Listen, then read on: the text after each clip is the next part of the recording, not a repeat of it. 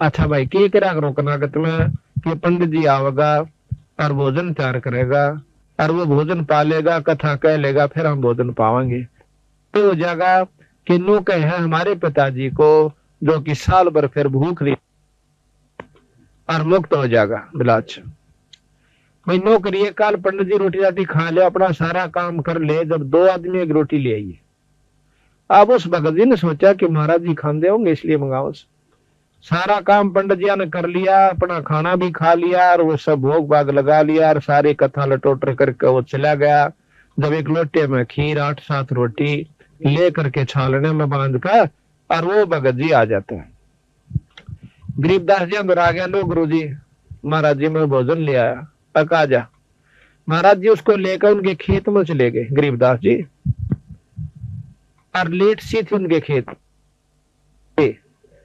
एक किला की दूरी पर बैठ कर गरीबदास जी ने नाम आवाज दी कि उसकी माँ का और बाबू का दोनों का नाम, आजा भाई थारा बेटा रोटी ले कहा से। तो एक गादड़ एक गादड़ी बाज महाराज के चरण हम लौट गए। भाई यू तो तेरा बाबू सर या तेरी माँ से, अरे इनका रोटी दर दे भी। तो 2-4 रोटियां में थोड़ी थोड़ी खीर दर कर नारी नारी छालने पर रख दी। तो वह इस तरह खा के जब कोई दिन के भूखे हो, एक सेकंड मिनट नहीं लाई उन्हें 4 रोटी खान और फिर बैठ के और ढोलकी से हो गए पेट उनके, छकरे थे पहला भूखे थे। गरीबदास जी महाराज ने बोले भाई ये तेरे पिताजी रिया तेरी माँ, और पंडित जी का खान दिन का पेट भर जाता तो बिरा ये मुंह का भी नहीं लाओ, सूंगा भी नहीं हो। क्यों पंडित जी तो छक्का गया होगा, बोला हाँ जी छक्का खा गया और बड़ा थाल ठोक के गया। जब उसका छक्कड़ तर ये छक जाते तब बिराई मुंह का नहीं लाओ। ये तो महाराज जी हम तेन भुखा रखे सो कति बंडा रखे सो। तो इस प्रकार उस लड़के का उस दिन समझ में आ गई। उस दिन के बाद उसने कनागता हाथ जोड़ दिया।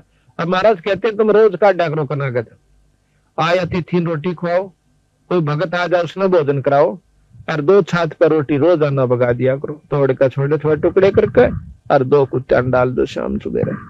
पहले रोज का कनागत अखंड कनागत हो गया आपका, सारी उम्र का सुख हो गया और अंत समय में ढूंढ लाग जाएगा इस दान का। पर गुरु से नाम जरूर ले लेना चाहिए, नाम बिना दान भी व्यर्था होता है। ये नियम से हम नियम तो कोई सा पालन नहीं कर दे और सुख बांट दे का अपने घर में सारे, और भाई राजी खुशी से मौज हो रही से अड़क कहन की मौज से, मौज किसे की नहीं देख भाई किसे का कोई रिश्तेदार कचेड़िया में फिटेगा ना, क्या हाल था चौधरी साहब मौज हो रही से ठाठ हो रही से, कचेड़िया घर मौज का की मेल का तो वहां दुखी जीव जाओगा और क्या किसी ने सता रहा होगा पापी जीव कचौड़िया कचेड़िया में जाकर और आता नो हाथ मिला रहा था नहीं इतने दिनों कहन की फुर्सत से मौज से और हाथ हट देने रगा वकील लेना से कदे गवाही ठीक ना जा और भाई केरा होगा आज तक गवाही की पेशी से, यानी घिग्गी बंदी रहे सबकी और सब नो का मौज हो रही से। मौज तो बिराड़ उनकी होगी जो भगवान के नाम पाते, जैसे आज बैठी है भक्त आत्मा और कितने प्रेम से ईश्वर की चर्चा सुन रहे हैं। मौज तो होगी तो कभी न कहीं होगी, बाकी और का नहीं हो सकती, ये सत्कर मान लेना। तो इस प्रकार हमने पता महाराज कहते हैं ये संसार समझदाना ही, ये संसार समझदाना ही कहंदा शाम दोपहरे नु गरीब दासियों वक्त जाता रोगे इस पैरे नु, इस समय में रोगे फिर हाथ नहीं आवेगा। तो इस प्रकार बताया है कि बहुत श्राद्ध खान को आए काग बहे कलमाही और सारा नमेड़ा करण से बंदी छोड़ गरीबदास जी के जय सतगुरु की संगत करते तेरे सकल कर्म कट जाई, अमरपुरी पर आसन होते जहां धूप ना छाए। यानी सतलोक में चला जाता अगर ढंग से भक्ति करता, वहां फिर ना धूप है ना छाया, यानी ना गर्मी है ना सर्दी, ना दुख है और ना इसको हम सुख समझते औलाद संपत्ति का, ये वहां नहीं है। वहां तो इतना सुंदर शरीर मिलता है ना फिर मरता और अरबों संख्यों असंख्य वर्ष की हमारी उम्र हो जाती है उस लोग सतलोक के अंदर जाए पाछे। यहाँ तो हम 50-60 साल खातर आए हैं और इसने नाच कूद का दुख सुख पाकर गर्मी आड़े सतावे, सर्दी यहाँ सतावे, पड़ोसी यहाँ सता दे और मच्छर माखी यहाँ सतावे और भाई हिंसक पशु के कितने से कोई सांप काट जावे, कोई माखी काट जावे, कोई भेड़ खा जावे, 24 घंटे परेशान फिर जान जी नहीं करता। और इतना ज्ञान होते हुए जाए सरेगा, इतनी करड़ी आंख बांध रखी इस जीव की इस काल बली ने, या तो बंदी छोड़ भगवान इससे छुटवाने के लिए आए थे, रास्ता बताने के लिए कि नो जाप करियो। और इस प्रकार गुरु से उपदेश ले लेना। इस प्रकार ये सत्संग सुनकर वो गब्बू नाम का डाकू कहता कंडे से लकड़े। भगवान आत्मा ये नहीं होता कि डाके मारा है तो इंसान नहीं है, उसके अंदर भी वही आत्मा है। वह बेचारा गलती से यानी अपने कुसंगत में पड़ जाने से उस गलत रास्ते पे चला गया। जैसे वाल्मीकि एक डाकू था, डाके मारा करता था, और जब बेरा पट्टा उस सदन छोड़ कर भगा के किलो बैठ गया और मैं ऋषि को आया, तो फिर क्या हुआ, उस गब्बू ने कान अपनी पक्का इरादा कर लिया कि आज के बाद डाके नहीं मारूंगा, अपना भक्ति करूंगा। फैसला हो गया। उसके साथी आगे ठीक समय पर उनके पास जाकर वो गब्बू कहने लगा भाई डाका नहीं डाल दे। और क्यों नहीं डालते? अकबर मैंने यू काम छोड़ दिया। अब काम छोड़ दिया, उनके साथी ने बोले फिर हमारी जिंदगी बर्बाद क्यों करी तने, अब तुम भी छोड़ दो काम। तो ना छोड़ा, नहीं छोड़ो तो भाई मेरी जायदाद वहां पर पड़ी है, मेरे पैसे पड़े हैं इतने लाख रुपये, तुम उन बांट लो अपने जाके। आज हम इस सेठ का किसी का डाका नहीं मारना। तो बोले हमारा तुमने इतना घाटा कर दिया, 4 लाख का 5 लाख का डाका मारना था, वो हमारा पूरा कर दे। वो बोला कि मेरा जो सामान से पूरा 7-8 लाख रुपये भी पड़े हैं, वो जाकर अपना तुम बांट लो। वह तो पैसे हमारे तारे थे, वह तो उल्टे चले गए। वहां तो उनकी आपस में लड़ाई होगी पैसे बांटने के ऊपर, उसका गोली मार रहा है, उसका तीर मार रहा है, वो आधे टूड़े मर गए। और गब्बू दोष है, उसने सोचा सत्संग में बताई गई है कि अपने पाप कर्मों को ये भी काट लेना चाहिए, आगे बहुत दुखी हो जाएगा। अब जैसा भी उसने मार्गदर्शन हुआ था, उसने फैसला कर लिया कि मैं आत्म समर्पण करता हूं कि मेरे कर्मों का फल मुझे अभी मिल जाए। वो जाके थाने में पहुंच गया। थाने में थानेदार थाने का आगे संतरी खड़ा बंदूक ले। संतरी बोला कौन सा है? अक मैं गब्बू डाकू। अब गब्बू डाकू का आधार उस संतरी की घिगी बंदगी, बंदूक भी छूट गई, कांपन लग गया, सारा खड़ा खड़ा और बेहोश हो गया। क्यों? गब्बू उसमें इतना भयभीत कर रखा था उस इलाके को कि माँ भी अपने बच्चा ने नौका कर दी, बेटा सो जा गब्बू आ जाएगा। इतना भय बांट रखा था उसने। अब वो अंदर चला जाता थाने में, आगे जाकर देखा है दिन का निकलान सा हो गया था, थानेदार बैठा अपनी कोई विशेष काम कर रहा था। जाकर ने बोला कौन सा तू? थानेदार बोला उसने, गब्बू डाकू ने बोला मैं सो गब्बू डाकू। गब्बू डाकू गब्बू डाकू नो करके थानेदार भी कांपन लग गया, सारी कुर्सी हल है। पागल सा वो हो गया भाई एकदम यू आ गया, इसका मतलब चारों तरफ से हमको घेर लिया है और ये को कोबद करना है। अब उस गब्बू ने सोची यू भी मरेगा, वह ठाक है कुर्सी और थाने के मैदान में बैठ जाता है। जब नो देख लिया थानेदार ने गब्बू तो बैठा, सर कोई बात खुड़का दुड़का नहीं हुआ को तो देते हैं। हिम्मत सीकरी, वायरलेस कर दिया अपने बड़े साहब के पास, एसपी के पास, जैसे ऐसे गब्बू डाकू थाने में बैठा है और नो का समन अरेस्ट कर लो। अब एसपी की हिम्मत नहीं पड़ी, उसने गवर्नर को कर दिया। उसमें अंग्रेज गवर्नर हुआ करता, उसको बताया गया कि जी गब्बू नाम का डाकू आज थाने में, अम्बाड़ा थाने में बैठा है और नो का समन गिरफ्तार कर लो।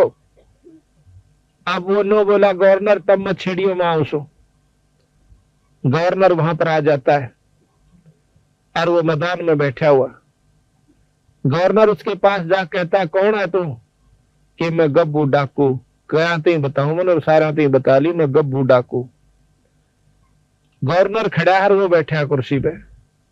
तो बोला यहाँ क्या करना आया? मैं इसलिए आया हूं कि मैंने बहुत खोटे काम कर लिए और आज रात में मैंने एक सत्संग सुना और उसमें पता चला कि मेरे जैसा नीच व्यक्ति इस धरती पर नहीं है।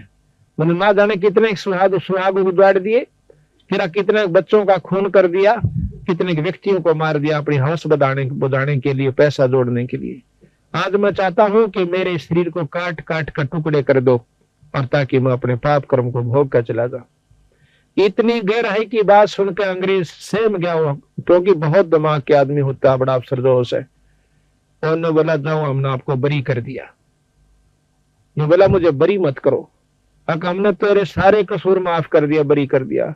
हम सजा इसलिए देते हैं कि पाप कर्म छोड़ दे। अरे तेरी तो पहले आत्मा कमल के फूल के ऐसी साफ हो रही है, आप जाइए, बरी कर दिए। अब वो सहम गया कि भाई अच्छा काम बना, मुझे सजा नहीं मिली, तो वापस आ गया उसी के पास, संत के पास। पता चला कि भैया रात में सत्संग हो रहा था मैदान में, वो संत कहाँ बैठा। अब उस संत के पास जाकर उसके चरणा में माथा टेक करने बोला, महाराज मैं बहुत पापी इंसान सो, मेरा आत्म कल्याण कर दो। तो बोला भाई कौन से किता है कि मैं गब्भू नाम का डाकू सो। अब गब्भू नाम का डाकू सुन का संत भी अल्लाह सारा नो बोला जी मैंने सारे काम छोड़ दिए, नो अपनी जान बचाने खातर। नो बोला भाई नो करते थाने वहां पर आत्मसमर्पण कर दे, अरे मन ने भी क्यों मरवाओ से। नो बोला जी थाने में जाया, गवर्नर आ लिया, वो भी नो बोला जाओ हमने बरी कर दिया। फिर उस संत के सीड़क्षी हुई। फिर नो बोला बेटा देख मारा दौड़ते एक दवाई से राम नाम जपया कर। नो बोला वो चाहूं सो मैंने राम का नाम दे दे। तो वो नाम उसको दे दिया। उसके बाद वो संत गब्बू के नाम से प्रसिद्ध हुआ। आज से 250 वर्ष पहले की बात। बोल सतगुरुदेव। तब समझना होता नहीं ना, तुम काना पे टाल कर जाओगे तो थरी दुर्गति में पूरा सा जाओगे। यह बताया भाई और बात तेरा काम न आव तू संता शरण लागे रे, के सोए गफलत में बंदे जागे जागे नर जागे रे, जागे जागे नर जागे रे। और बात तेरे काम न आव तू संता शरण लागे रे, के सोए गफलत में बंदे जागे जागे नर जागे रे, जागे जागे नर जागे रे। तन सराम जीव मुसाफिर करता रह जमागे रे, तन सराम जीव मुसाफिर करता रह जमागे रे। रात बसेरा कर ले देरा, चल सुबेरा त्यागे रे, चल सुबेरा त्यागे रे। और बात तेरे काम नाया संता शरण लागे रे, के सोए गफलत में बंदे जागे जागे नर जागे रे, जागे जागे नर जागे रे। उमदा चोला बन अनमोला लगे दाग पे दाग रे, उमदा चोला बन अनमोल लगे दाग पे दाग रे। 2 दिन की गुजरान जगत में क्यों जड़े बेरानी आगे रे, जड़े बेरानी आगे रे। और बात तेरे काम शरण लागे, के सोए गफलत में बंदे जागे जागे नर जागे रे, जागे जागे नर जागे रे। आंखों बद कांचड़ी चढ़ रही चत पे तू होया मनुष्य से नागे रे, को बद कांचड़ी चढ़ रही चत होया मनुष्य से नागे रे। सूझे नहीं सजन सुख सागर बिना प्रेम बैराग रे, बिना प्रेम बैराग रे। और बात तेरे काम न आवत संता शरण लागे रे, के सोए गफलत में बंदे जागे जागे नर जागे रे, जागे जागे नर जागे रे। पर सुमर सो हंस कावे कामी करो दी कागरे, हर सुमर सो हंस कामी करो दी कागरे। बोरा नबर में विष के वण में चल बेगमपुर बागरे, चल बेगमपुर बागरे। और बात तेरे का